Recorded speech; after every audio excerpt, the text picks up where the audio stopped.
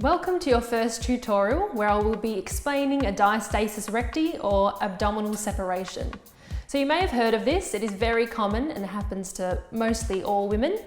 This is where your rectus abdominals or your six-pack muscles will split from your midline, your linea alba, away to create space for your growing baby and your growing uterus. So it's important postnatally that at 6 weeks you get your check from the doctor and you're all clear, and you come back and you do these exercises right away to bring it all back together.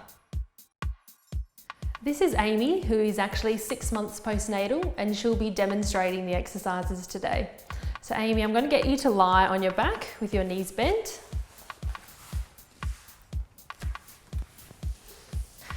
Okay, so normally to check a diastasis, I would get you to lift your top up and pull the pants down, but we won't do that today.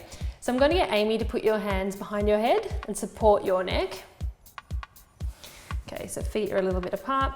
So for this, I'm going to get you to do just a really bad chest lift. So it doesn't need to be good at all because we want to feel what's going on. So you get your fingers like this, so 2 fingers, and we're going to test from the top all the way down. Okay, so Amy, take a breath in. On your breath out, you're going to come up into a chest lift.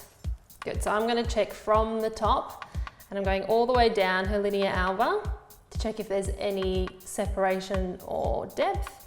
And we go all the way down to pubic bone almost. Okay, so I can feel there's just a little tiny little gap here around the belly button, which is really common.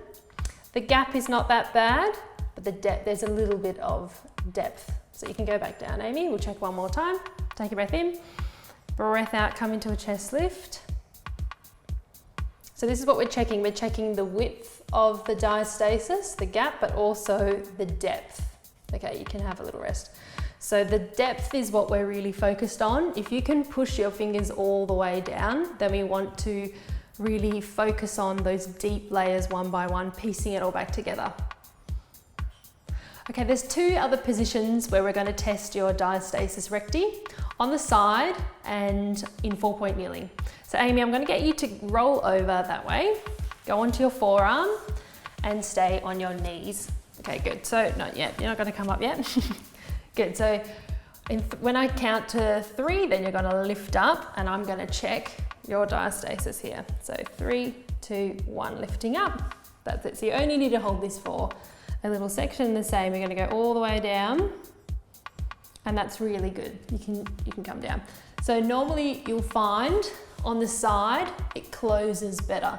So in that position she doesn't have a diastasis.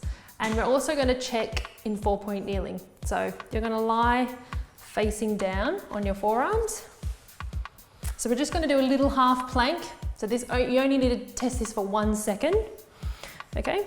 So you're going to come up in 3, 2, 1, the same thing. So I'm going to check all the way down, and that's really good. So I can feel as well. Yeah, you can come down now.